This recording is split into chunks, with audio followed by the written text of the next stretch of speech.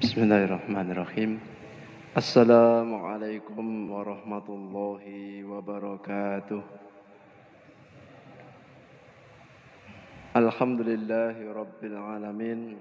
Wassalatu wassalamu ala nabiyyina Muhammadin wa ala alihi wa ashabihi wa man tabi'ahum bi ihsanin ila yaumiddin. Rabbi shrah li sadri wa yassir li amri wahlul 'uqdatam min lisani yafqahu qawli.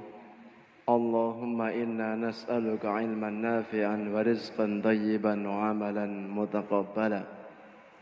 Allahumma inna na'udzubika min ilmin la yanfa' wa min qalbin la yakhsha wa min nafsin la tashba' wa min du'ain la yasma'.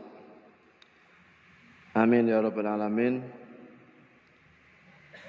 Bapak-bapak, ibu-ibu, kaum muslimin dan muslimat, jamaah salat maghrib dan insyaallah salat isya, rahimani wa rahimakumullah. Alhamdulillah, puji syukur kita aturkan kepada Allah Subhanahu wa taala atas limpahan nikmat yang begitu banyak yang sampai hari ini masih Allah amanahkan kepada kita semua. Nikmat berupa umur panjang, nikmat berupa kesehatan, dan tak lupa nikmat yang lebih penting dari itu semua adalah nikmat berupa hidayah Islam dan juga iman. Yang dengannya kita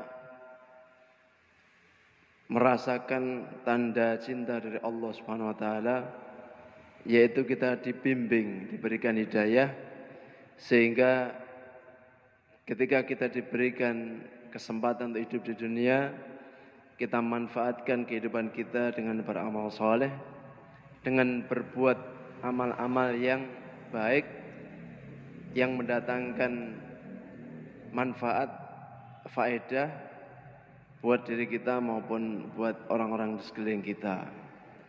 Dan tentu saja dengan hidayah Islam dan iman itulah nantinya kita juga akan merasakan kebahagiaan yang keberlanjutan hingga hari akhir nanti. Bapak Ibu dan jamaah sekalian, jamaah salat maghrib dan insyaallah salat isya Masjid Al-Itqan yang saya muliakan, salat dan salam semoga senantiasa tercurah untuk suri tauladan kita Nabiullah Agung Muhammad sallallahu alaihi wasallam beserta keluarganya, para sahabatnya, dan orang-orang yang senantiasa mengikuti petunjuknya hingga hari kiamat nanti. Sungguh merupakan perkara yang mengagetkan kita kaum muslimin di negeri ini, kaum muslimin yang berupaya menghadirkan kebaikan-kebaikan di sepanjang waktu, di setiap tempat. Tiba-tiba beberapa hari yang lalu dikagetkan ada sebuah peristiwa penembakan yang kiranya sampai dengan hari ini masih memenuhi ruang-ruang pemberitaan di media, baik media formal maupun sosial media. Tentu yang pertama kita istirja, inna lillahi wa inna ilaihi raji'un. Karena yang meninggal adalah semuanya muslim, semuanya adalah saudara-saudara kita. Bahkan seorang muslim yang insya Allah mendedikasikan hidupnya untuk kebaikan, untuk kegiatan dakwah, amar ma'ruf, nahi mungkar. Apalagi peristiwa itu terjadi ketika keenam kaum muslimin ini sedang melaksanakan tugas kebaikan. Maka insyaallah ta'ala kita doakan mudah-mudahan saudara-saudara kita yang wafat tersebut semua dosa-dosanya diampuni oleh Allah Subhanahu wa taala dan amal solehnya diterima di sisi Allah Subhanahu wa taala.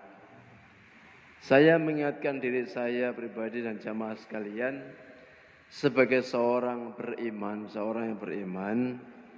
seorang yang dikaruniai oleh Allah Subhanahu wa taala akal, pikiran, hati dan ilmu, Sudah selayaknya ketika ada suatu fenomena, suatu kejadian di sekeliling kita, baik dalam skala kecil ataupun skala besar, maka itu merupakan tantangan bagi kita semua untuk mengambil ibrah, mengambil pelajaran, dan jangan dilewatkan begitu saja.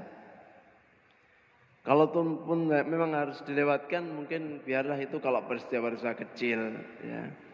Ada mungkin ada kucing berantem, mungkin itu masalah kecil yang berulang-ulang diabaikan, tidak apa-apa.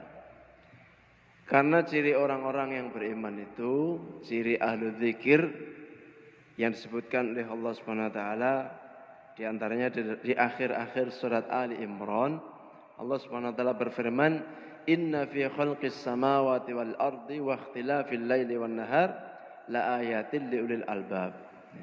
Sungguhnya pada penciptaan langit dan bumi dan silih bergantinya siang dan malam terdapat tanda-tanda kekuasaan Allah bagi ulul albab, orang yang menggunakan akalnya. Alladzina yadhkurunallaha qiyaman wa qu'udan wa 'ala junubihim. Mereka yang senantiasa ingat Allah, mengingat-ingat Allah, mengingat-ingat kebesaran-kebesaran Allah dalam keadaan berdiri, dalam keadaan duduk, dalam keadaan berbaring. Wa yatafakkaruna fi khalqis samawati wal ard, memikirkan apa yang ada di langit maupun di bumi dan semua kejadian-kejadian.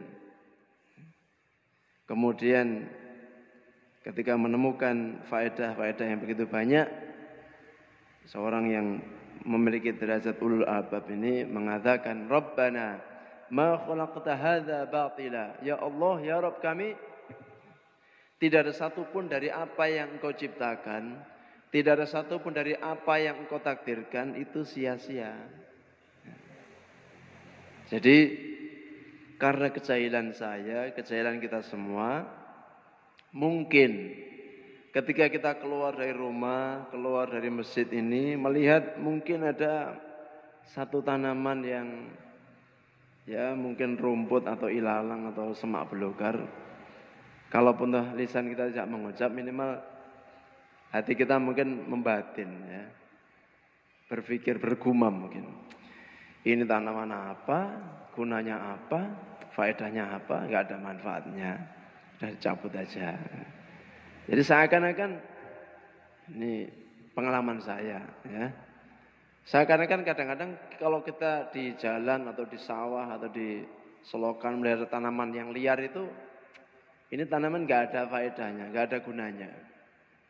Bahasa ekstrimnya lagi, ngapain sih Allah menciptakan tanaman-tanaman yang hanya membuat pemandangan tidak sedap? Kenapa enggak Allah menumbuhkan saja tanaman-tanaman yang jelas-jelas menghasilkan faedah buah-buahan atau mungkin bunga yang indah nampak dalam pandangan mata. Itu dari segi penciptaan. Belum lagi kejadian-kejadian. Tentu ini kejadian yang beberapa hari yang terjadi merupakan musibah dan kita kaum muslimin sangat bersedih, bahkan marah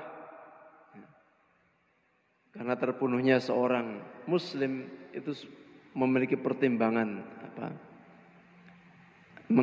menyebabkan kemarahan yang besar dari Allah Subhanahu wa taala. Kalau Allah saja marah, maka kita juga harus marah. Apa yang Allah benci, orang beriman pun juga benci. Nah, jamaah sekalian yang dimuliakan Allah Subhanahu wa taala, di antara hal yang barangkali sempat diungkap di media sosial tentang beberapa kejanggalan, kemudian beberapa pertolongan-pertolongan oleh Allah Subhanahu wa taala, intinya Allah menyelamatkan ulama kita, Habib Rizik diselamatkan. Tentu ini menunjukkan satu sisi ini merupakan kekuasaan Allah Subhanahu wa taala, dan sisi yang lain di antara pelajaran yang bisa kita ambil bahwa sungguhnya Allah Subhanahu wa taala adalah satu-satunya zat yang maha melindungi. Mungkin kalau dipikir secara manusiawi, ya, kok bisa ya, ada iring-iringan kendaraan yang tidak membawa pasukan yang terlatih secara khusus dengan persenjataan khusus, kok bisa menghindar dari ya, penyerangan misalnya. Nah, maka kita teringat dengan sabda Nabi Shallallahu Alaihi Wasallam yang beliau pernah nasihatkan kepada sepupu beliau yang bernama Abdullah bin Abbas. Jadi ketika Abdullah bin Abbas masih muda, diboncengkan oleh Nabi Shallallahu Alaihi Wasallam kendaraan, kalau tidak salah Bigol, kendaraan hadiah dari Persia. Nah, kemudian Nabi Shallallahu Alaihi Wasallam memberikan wasiat, ya gulam inni u'allimuka kalimatin, wahai anak muda, aku akan memberimu wasiat, wejangan, beberapa kalimat. Ya. Di antaranya, ihfadillaha yahfadka. Jagalah Allah, jagalah syariat Allah, niscaya Allah akan menjagamu. Nah, di kalimat-kalimat berikutnya Nabi sallallahu alaihi wasallam bersabda, wa'lam annal ummata law ijtama'at ala an yanfa'uka bi syai'in. Kalau seandainya seluruh manusia, berarti seluruh manusia itu sejak zaman Nabi Adam sampai manusia yang besok ditakdirkan hidup menjelang hari kiamat, semuanya berkumpul jadi satu untuk mendatangkan manfaat. La wajtamat ala ayyam fauka bisyai'in, untuk memberikan manfaat kepadamu, maka itu tidak akan pernah terjadi. La yanfa'uka illa bisyai'in qad katabahu Allahu lak. Tidak akan mungkin bisa memberimu manfaat kecuali apa yang sudah Allah tetapkan. Wa in istama'u ala ayyadurruka bisyai'in. Nah, sebaliknya, kalau semua manusia dari Nabi Adam sampai manusia di akhir zaman nanti berkumpul, semuanya bersatu padu menggunakan segala kekuatan untuk mencelakai kita, ala yadurruka bisyai'in, untuk mencelakakanmu, la yadurruka illa bisyai'in qad katabahu Allahu alaik.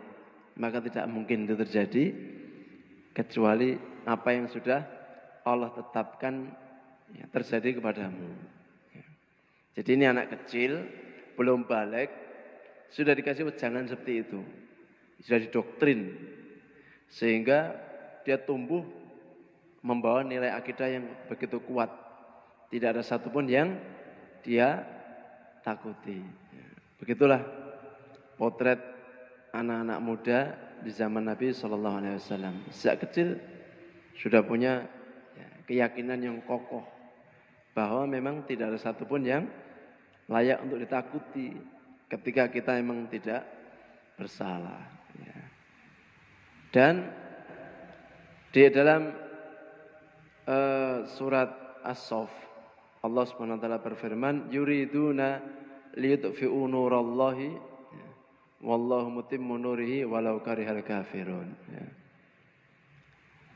Mereka orang-orang kafir, orang-orang munafik, musuh-musuh Islam berupaya memadamkan syiar-syiar atau cahaya-cahaya Allah.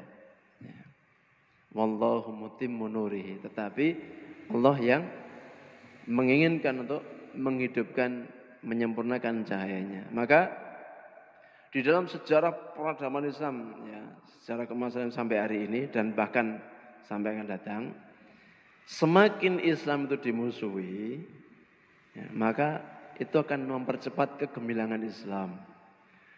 Semakin besar permusuhan orang-orang kafir ataupun orang-orang munafik di dalam berkolaborasi, berkonspirasi untuk menghancurkan Islam, maka itu akan semakin mempercepat bangkitnya Islam. Islam semakin dikenal, Islam semakin jaya, dan semakin banyak orang tertarik untuk belajar. Bahkan tidak sedikit, tidak jarang mereka mendapatkan hidayah masuk Islam, menjadi mu'alaf setelah ada peristiwa-peristiwa yang seperti ini, seputar peristiwa WTC maupun peristiwa yang terjadi sesudahnya. Ya.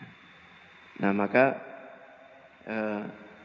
ini layak menjadikan renungan bagi kita semua ya, bahwa Allah Subhanahu Wa Taala tidak mungkin membiarkan ada seorang dari hambanya yang berusaha memperjuangkan syariat, baik beramar ma'ruf ataupun nahi mungkar, kemudian ada orang yang berusaha menghalangi ataupun memusuhi. Meskipun kita jamaah Alitkon ya, tidak bisa memberikan pelindungan, ya, tapi ada Allah Subhanahu Wa Taala yang tidak pernah tidur, tidak pernah lengah. Ya. Allahu waliyul ladzina amanu. Ya. Allah itu adalah wali bagi orang-orang beriman. Ya. Inna waliyallahi dalam Al-Quran disebutkan sesungguhnya wali-wali Allah itu ya, la khaufun alaihim walahum yahzanun. Ya. Tidak ada sedikit pun pada diri mereka rasa takut maupun kekhawatiran. Kemudian belum masih hangat berita itu, tadi malam kita juga dikagetkan meninggalnya salah seorang tokoh ulama, tokoh alim di negeri ini, Al-Ustadz Dr. Mu'in atau Dr. Mu'inidillah, salah seorang ulama dari kota Solo atau Surakarta yang juga dosen di Universitas Muhammadiyah Surakarta, yang beliau ya, banyak berjuang, berdakwah, dan menyebarkan ilmu. Ya. Dan seingat saya beliau termasuk salah seorang ya, ulama yang getol di dalam memberikan pembelaan-pembelaan ketika ada di antara kaum muslimin yang dituduh menjadi teroris lah, ya, ditangkap, dibunuh. Ya. Tanpa alasan yang jelas, beliau termasuk orang yang terdepan di dalam memberikan perlawanan. Rahimahullahu rahmatan wasiatan. Dan peristiwa yang ketiga adalah hari ini ya, sebagian daerah menyelenggarakan pilkada, ya, termasuk juga di Kediri ya, untuk pemilihan calon bupati. Saya tidak tahu hasilnya bagaimana. Yang jelas itu adalah ujian bagi kita. Ya. Sejak dulu ulama-ulama kita selalu menyampaikan wejangan agar kita memanfaatkan kesempatan ini sebagai bentuk ikhtiar. Ya. Sebagai bentuk ikhtiar untuk ya, menghadirkan pemimpin terbaik ya, di wilayah kita, entah di desa, kelurahan, kabupaten, provinsi ataupun negara, skala negara. Ini termasuk ikhtiar bagi kita. Apa yang kita pilih tentu kita berusaha mengikuti apa yang direkomendasikan oleh ulama-ulama setempat. Ya. Alim ulama yang ada di wilayah kita masing-masing. Ya. Tidak peduli apakah nanti apa yang kita ikhtiarkan, apa yang kita pilih itu apakah menang ataukah kalah, tapi yang dinilai di sisi Allah adalah usahanya, ya, usaha kita. Maka ya saya bersyukur, ya, kita semua bersyukur kalau kita berupaya menggunakan hak pilih kita. Meskipun mungkin bisa jadi ada sebagian saudara kita yang memilih saya tak golput, saya tak milih yang ini, saya tak milih itu. Ya. Tapi yang jelas setiap keputusan kita nanti akan dimintai pertanggungjawaban di sisi Allah Subhanahu wa Ta'ala. Ya. Jadi pilihan kita itu menunjukkan keberpihakan kita. Ya. Bukan berarti milih harus menang. Ya. Tapi setelah pemilihan sudah, mari kita kembali fokus pada amanah kita masing-masing. Ya. Kita fokus thalabul ilmi, kita fokus beribadah, fokus beramal, fokus berdakwah, ya, dan berjuang untuk Islam dan juga kaum muslimin. Jamaah salat maghrib dan isya insyaallah yang saya muliakan, melanjutkan bahasan kita berkenaan dengan Kitabul Jami', pada pertemuan yang terakhir 2 pekan yang lalu kita telah menyelesaikan bab tentang adab minum. Bab tentang adab minum, bahwa kita minum itu atau kita makan dan minum bukan sekedar memenuhi kebutuhan hidup kita, tetapi ketika kita makan ataupun minum itu adalah dalam rangka beribadah kepada Allah Subhanahu wa taala. Yang kedua dalam rangka upaya mencontoh dan meneladani Nabi sallallahu alaihi wasallam. Dan begitulah saya mengingatkan bahwa ketika kita belajar tentang adab, belajar tentang akhlak, maka sejatinya kita belajar keseluruhan dari syariat Islam. Karena yang namanya adab itu yang mencakup semua hukum-hukum Islam. Ada wajib, ada sunnah, ada mubah, ada makruh, ada haram. Jadi ketika kita belajar adab itu tidak berhenti pada aspek ini wajib, kemudian kita laksanakan. Ini sunnah, berarti kita mengupayakan untuk mengamalkan. Tetapi setelah bahasan wajib dan sunnah ini ada bahasan lanjutan dari itu adalah misalnya bab mubah. Memilih makanan itu misalnya makan atau minum itu bahasanya mubah. Apa yang kita minum? Kita meminum kopi atau minum teh atau minum rempah-rempah, itu babnya mubah.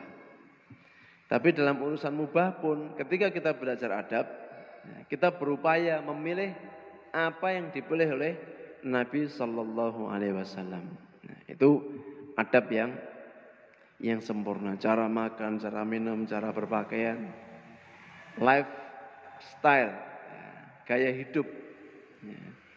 Maka ketika kita belajar adab, ilmu tentang adab dalam Islam, bukan saatnya lagi kita melakukan suatu amalan itu karena ini wajib atau ini sunnah, tetapi amalan itu kita pilih karena itu yang paling dicintai oleh Nabi sallallahu alaihi wasallam. Jazakallahu khairan. Jadi ketika kita bahas tentang minum, adab tentang minum, bolehkah seseorang itu minum sambil berdiri? Maka kemarin telah kita sampaikan bahwa jumhur ulama, mayoritas ulama mengatakan minum sambil berdiri itu hukumnya makruh, tidak sampai pada derajat haram. Walaupun sebagian yang lain memfatwakan minum itu kalau berdiri statusnya haram.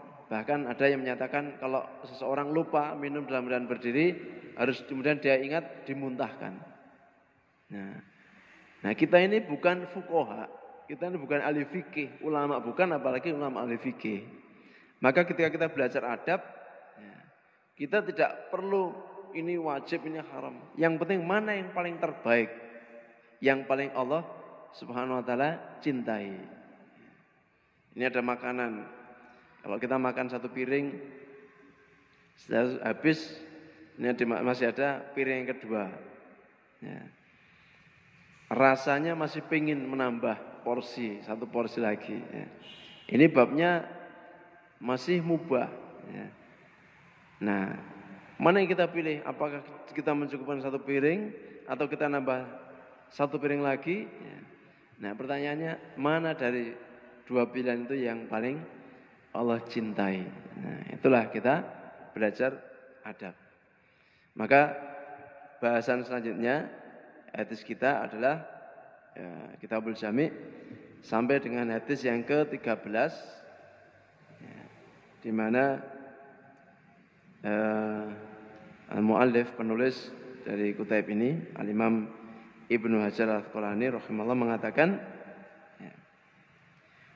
wa anhu, artinya dari Abu Hurairah, sama dengan periwayat sebelumnya, wa anhu qala, dari sahabat Abu Hurairah radhiyallahu anhu, beliau berkata, Qala Rasulullah sallallahu alaihi wasallam. Rasulullah sallallahu alaihi wasallam bersabda, "La yamshi ahadukum fi na'lin." Ya, maaf, kecepatan ya. Yang 12 ya. Saya ulangi.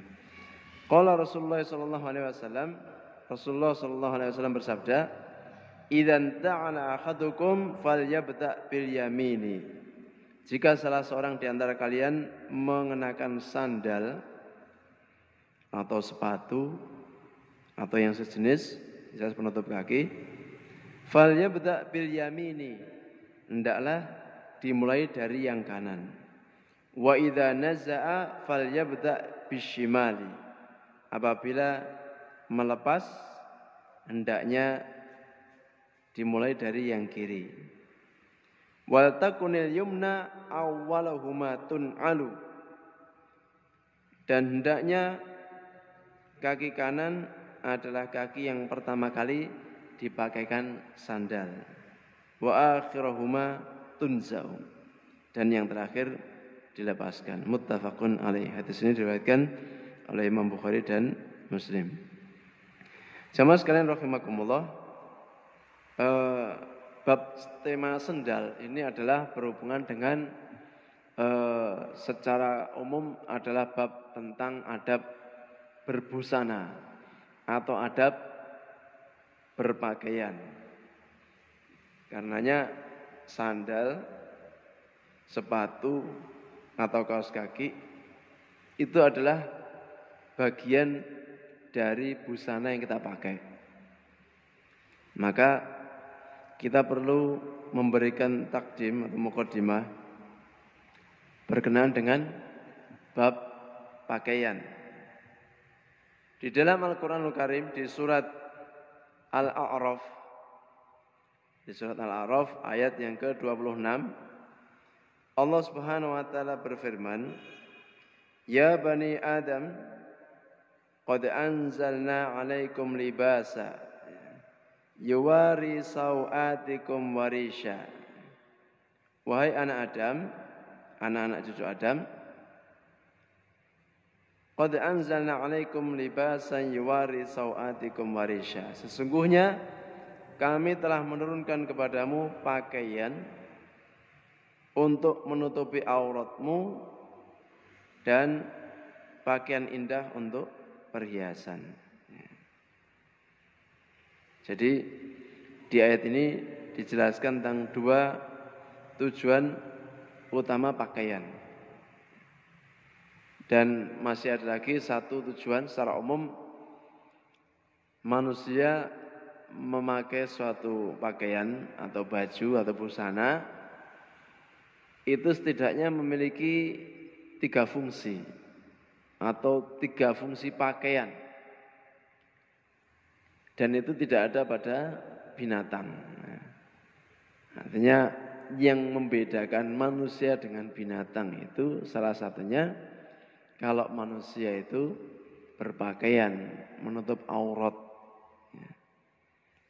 Fungsi pakaian diantaranya yang pertama untuk melindungi tubuh kita, ya, melindungi tubuh kita dari bahaya yang ada di luar, bahaya yang di luar tubuh kita, melindungi dari hawa dingin. Makanya seorang memakai pakaian, ya kadang-kadang pakaiannya double atau mungkin pakai jaket, kadang ditambah kaos kaki, ditambah sarung tangan, ditambah penutup kepala, karena memang hawanya dingin seperti di Bromo itu. Jadi berpakaian untuk melindungi dari hawa dingin. Termasuk juga melindungi dari hawa panas. Hawa panas, seorang memakai pakaian yang tipis karena untuk memudahkan sirkulasi udara. Demikian juga orang berpakaian ya, untuk melindungi tubuhnya dari kotoran. Ya. Makanya kita mengenakan sepatu ataupun sendal agar telapak kaki kita salah satunya bersih. Ya. Dan alhamdulillah supaya telapak kaki kita bersih, terlindungi dari kotoran dan terlindungi dari benda-benda berbahaya. Ya. Mungkin ada paku, ada batu, ada kerikil, ada pecahan kaca, seterusnya. Jadi fungsi pertama sebagai pelindung. Yang kedua, yang tidak kalah penting di sini di ayat ini, fungsi utama atau fungsi primer dari pakaian bagi seorang mukmin, dan ini yang membedakan antara mukmin dan orang di luar Islam, bahwa tujuan kita berpakaian adalah untuk menutup aurat kita. Ya. Aurat bukan sekedar kemaluan. Karena ada sebagian manusia berpakaian itu sekedar menutup kemaluan saja. Yang bukan kemaluan tidak ditutup. Maka Islam menetapkan batas-batas. Ini aurat untuk laki-laki. Ini aurat untuk perempuan. Berbeda aurat laki-laki dan aurat perempuan. Ini adalah fungsi primer yang utama. Apapun jenis pakaiannya, yang jelas yang dituntut dalam Islam yang utama adalah menutup aurat secara sempurna. Baru kemudian warisya, untuk perhiasan supaya indah dipandang, sedap untuk dilihat. Ini fungsi sekunder. Dan pakaian itu juga menandakan adanya suatu peradaban manusia. Makanya kadang dari masa ke masa yang berbeda itu model pakaian berbeda.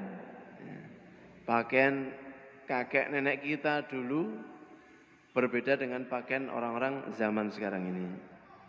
Pakaian kita pada saat kita masih kecil, mungkin sekarang sudah tidak banyak dipakai.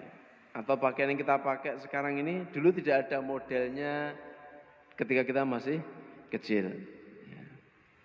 Dan juga selain berbedanya jenis pakaian antara satu masa dan masa yang lain, juga pakaian itu juga membedakan antara penduduk satu tempat dengan penduduk tempat yang lain. Membedakan antara satu negeri dengan negeri yang lain. Nah, di negeri kita pakaian sebagaimana kita pakai. Kalau kita ke Arab Saudi misalnya, mungkin berbeda lagi. Di sana namanya laki-laki paling banyak pakai gamis itu biasa. Kalau di negeri kita lihat orang pakai gamis itu mungkin khotib, mungkin ustadz, atau mungkin di hari Jumat, atau mungkin di hari raya. Kalau hari biasa jarang, atau mungkin nggak pernah kita lihat orang pakai jubah. Kalau di sana menguburkan jenazah saja pakai jubah, main sepak bola pakai jubah. Main trek-trekan mobil jubah, anak-anak orang elit main balap-balapan mobil liar itu pakai jubah. Jadi beda antara satu negeri dengan negeri yang lain. Bahkan ada sebagian negara pakaiannya laki-laki itu yang dipakai, kalau kita lihat seakan-akan itu adalah pakaian perempuan, karena tidak lazim di negeri kita. Tapi di negeri sana satu hal yang biasa. Jadi itu pakaian. Termasuk peradaban itu juga dibedakan antara ada yang berpakaian dan ada yang tidak berpakaian. Sampai dulu sempat ada berita pesta hari Valentine ya. Ada sebuah tempat menyiapkan pantai, dan itu konon dipersyaratkan yang masuk di tempat perayaan Valentine itu, naudzubillah, itu dipersyaratkan begitu masuk tidak boleh mengenakan pakaian sama sekali. Itu di negeri kita, Pak. Jadi ini kemerosotan. Saya teringat kalimatnya Ustadz kita, Ustadz Fadlan Garamatan, yang dai yang banyak berdakwah di Papua.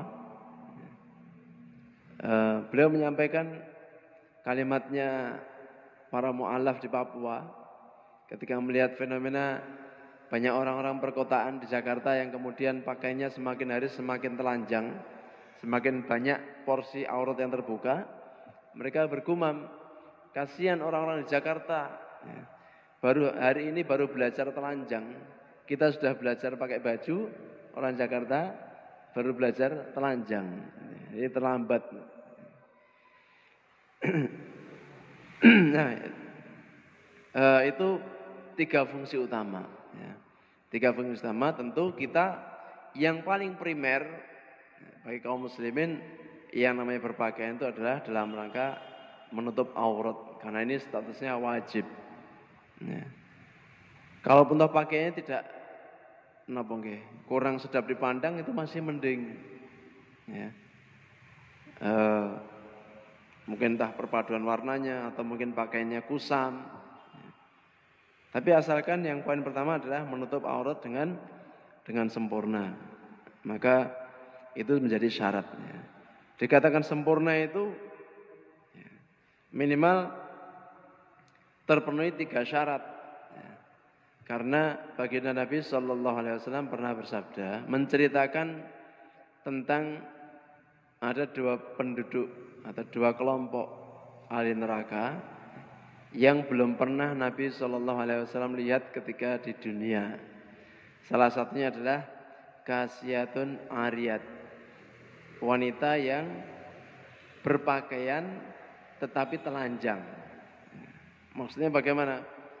Berpakaian tapi kok telanjang.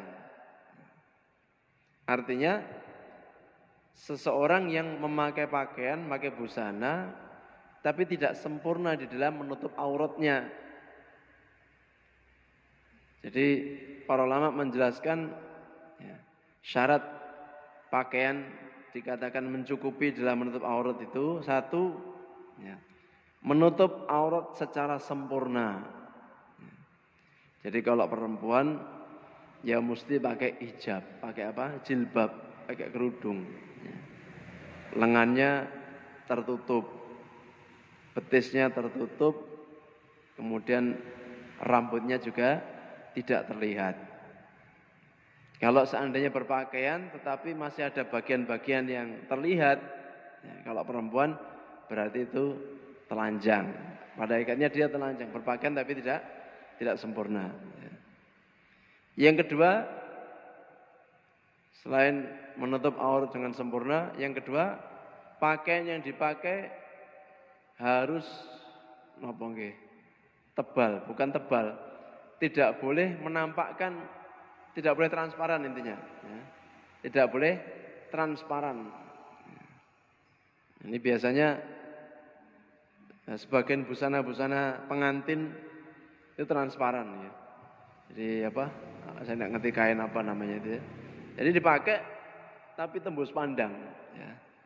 Baik tembus pandang dengan warna kulitnya atau tembus pandang terlihat pakaian bagian dalamnya. Ini berarti termasuk juga ariyat, tidak sempurna di dalam menutup ya, tubuhnya, menutup auratnya. Walaupun mungkin panjang, ya. Kalau perlu pakai sarung tangan, pakai kaos kaki, tapi jenis kainnya itu transparan. Kemudian itu yang kedua, jadi pakaian yang dipakai tidak boleh transparan. Ya. Kain transparan itu bukan berarti kainnya tipis. Ya. Ada jenis kain itu, kain jilbab atau kain gamis, kainnya tipis, tapi kualitasnya bagus sehingga tidak transparan. Yang ketiga, tidak boleh menampakkan lekuk tubuh. Jadi tidak boleh terlalu ketat. Tidak boleh terlalu ketat. Jadi anak gadis, anak SMA pakai kaos punya anak umur 10 tahun misalnya ya. Artinya kaosnya ketat. Ya, sangat ketat sehingga menampakkan lekuk-lekuk tubuh. Nah itu juga namanya ariyat, berpakaian tapi zatnya dia telanjang. Nah, ini terlarang. kecuali di hadapan pasangannya. Ya. Jangankan pakaian ketat, tidak pakai baju saja juga diperbolehkan. Tapi ini di hadapan orang lain, hadapan lawan jenisnya yang bukan mahram. Nah, sehingga kaidah umum tadi di dalam menutup aurat harus terpenuhi 3 hal ini. Ya, termasuk juga ini berlaku untuk laki-laki maupun perempuan. Jadi pakaian yang kita pakai tidak harus menutup aurat secara sempurna, kemudian tidak boleh transparan dan juga tidak boleh menampakkan lekuk tubuh. Ya. Nah, saya lihat berapa bapak-bapak aktivis mana ini Pak? Aktivis renangnya ya. Pakaian renang itu kan rata-rata ketat ya. Oh ini Masya Allah guru renang ini Pak Dar ini. Jadi pakai baju renang terus dirangkepi celana pendek supaya tidak menampakkan lekuk tubuhnya kan Pak ya. Ya, Masya Allah ya. Nah ini supaya menutup auratnya dengan sempurna. Baru kemudian memilih baju itu karena sebagai hiasan, sebagai perhiasan, sebagai hal yang supaya nampak indah dilihat.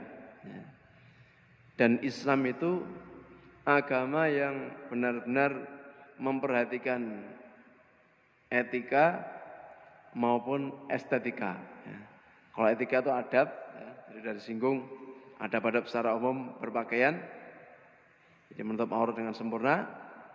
Nah, baru kemudian yang kedua perlunya aspek estetika. Dan itu suatu hal yang dibenarkan dan sangat dianjurkan. Kalau kita berpakaian, pakaian kita pakai bagus, rapi, kemudian juga sedap dipandang, orang yang memandang itu senang, ya, maka berpakaian kita itu dapat pahala lebih. Tidak hanya sekedar pahala menutup auratnya. Tapi kalau kita memakai pakaian, kadang-kadang ada orang tuh merasa risih, merasa terganggu dengan pakaian kita. Misalkan seorang sholat di masjid pakai kaos oblong, ya, belakangnya ada tulisannya, ya, coblos, nah siapa gitu misalnya. Ini mengganggu kita, ya, karena di masjid. Lain halnya kalau mungkin di luar masih mendingan. Nah kadang-kadang untuk mencari sensasi ya, orang tuh bikin tulisan yang kadang-kadang justru malah merendahkan ya. Ada tulisan tahanan nomor sekian gitu kan. Kemudian ada juga pasien rumah sakit jiwa gitu. Nah, yang di rumah sakit aja pengen sembuh, ini yang sembuh malah pakaiannya dengan tulisan pasien rumah sakit jiwa. Jadi pakailah pakaian yang baik, yang kira-kira nyaman dipandang orang-orang sekeliling kita. Ya. Dalilnya apa?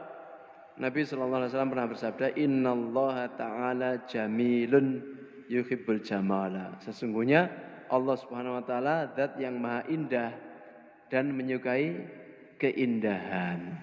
Ya. Sarungnya coklat, ya. Bajunya ini kalau sarungnya coklat, bajunya coklat muda, ini kan serasi. Ya. Dan coba bayangkan kalau sarung warna hijau pupus, hijau muda, baju kokonya warnanya oranye, terus pakai songkok warnanya biru muda, biru laut. Ya. Kan ya bisa dibayang-bayangkan aja tidak bisa, ya. Sulit ya. Artinya pakai pakaian yang kira-kira pas. Maka kita bersyukur. Saya yakin kalau bapak-bapak di sini, insya Allah sarungnya lebih dari satu. Ya. Ada yang sarungnya cuma satu, Pak. Kalau ada di sini bapak yang sarung saya cuma satu, saya janji pekan atau pengajian besok saya bawakan saya hadiah sarung. Kalau memang sarungnya cuma satu. Ya, kita rata-rata sarung bisa 2, 3, 4, 5, ya. Bisa juga 6. Sarung itu milih sarung, kokonya ini, sarungnya ini, dipas-paskan. Ya. Wah ini ganti koko berarti ganti sarung. Ya. Jadi supaya warnanya selalu match, bahasa kita, matching. Gitu ya.